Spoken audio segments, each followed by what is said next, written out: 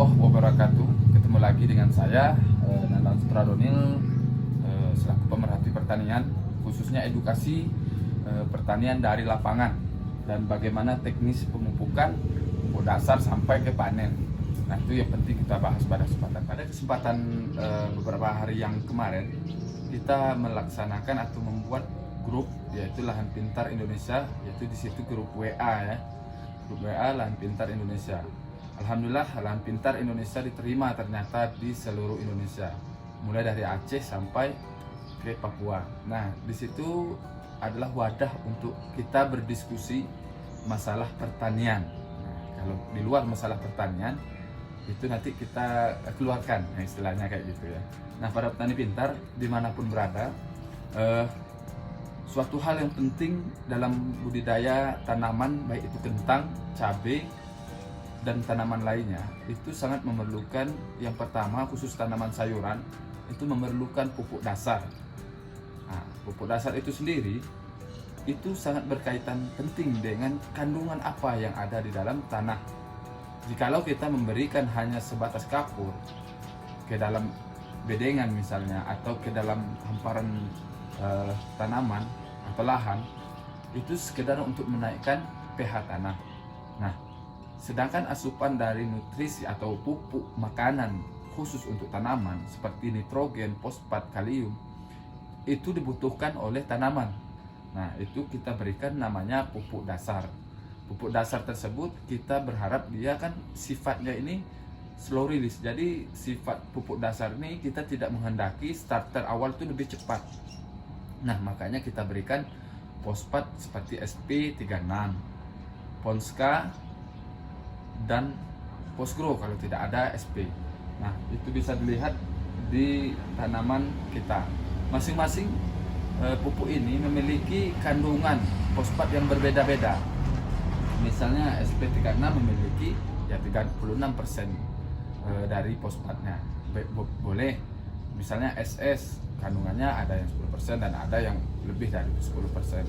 Nah, itu harus kita pedomani dan harus kita pahami, karena kalau kita tidak berkaca kepada bahan atau kandungan persentase dari pupuk tersebut, berapa banyak dan berapa jumlahnya, itu kita tidak akan bisa menentukan seberapa banyak pupuk yang kita berikan. Nah, kalau kita hitung-hitung di dalam teori itu sekian dalam luas tanam sekian, atau dalam beberapa banyak jumlah tanaman sekian, kita memerlukan pupuk sekian. Nah, itu bisa kita hitung dari situ berapa banyak tanaman yang kita tanam. Kalau kita berpedoman kepada luas lahan, nanti pupuknya bisa lebih dan bisa kurang. Kalau berpedoman kepada luas tanam atau banyak tanaman, itu bisa pedomani yaitu kisaran dalam 1.000 atau 10.000 tanaman bisa kita gunakan untuk pupuk dasar sebanyak Posca 50 kilo, SP sebanyak 100 kilo, dan kemudian kita tambah ZA sebanyak 20 kilo.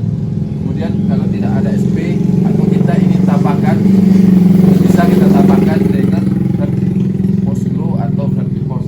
Dia memiliki kandungan yang banyak fosfatnya.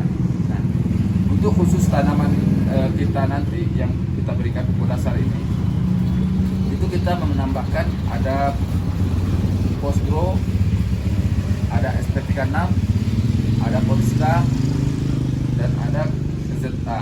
Kemudian kita tambah, kita aduk dengan kapur ya. Sebagian kita mengatakan kapur ini tidak boleh dicampur. Bagi saya kapur ini untuk menahan kandungan ya, istilahnya untuk menyediakan kandungan di saat cepat melebur, misalnya cepat diserap oleh akar, dia bisa membantu penyerapan pada perakaran dengan kapur ini. Nah, itu yang saya sering gunakan. Mungkin tidak semua orang ya yang suka menggunakan kapur diaduk dengan pupuk. Mungkin ada juga yang beranggapan kapur tidak boleh dicampur dengan pupuk. Namun di sini saya menggunakan hal ini karena saya sudah membuktikan di lapangan ternyata tidak ada pengaruh signifikan terhadap lahan. Lahan tersebut malahan justru gembur subur. Nah, itu yang kita amati di lapangan, karena ilmu teori terkadang bisa dirubah dengan kondisi lapangan, kondisi iklim dan kondisi lingkungan dari tanaman kita atau kondisi tanah kita, tingkat kesuburannya gimana. Nah, itu yang bisa kita pahami dan yang bisa kita ambil pelajarannya, karena tidak semua, bukan saya menyalahkan teori, namun tidak semua teori bisa kita praktekkan di lapangan.